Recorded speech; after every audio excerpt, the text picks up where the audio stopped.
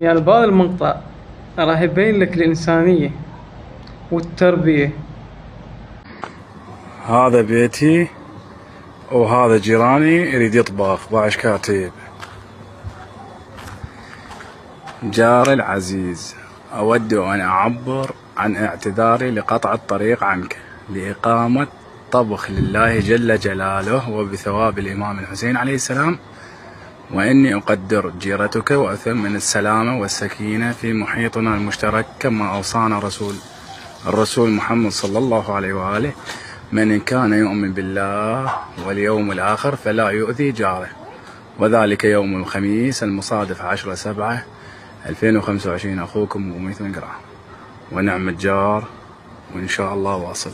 يعني بهذا المقطع راح يبين لك الإنسانية والتربية وتحياتنا إلها ولعائلتها وللي مربيها. يعني شوف شلون قايدة أبوها وبكل ثقة وبكل احترام وبكل أفة.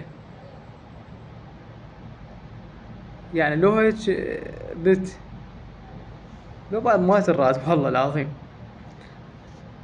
شوفوا هذا المقطع.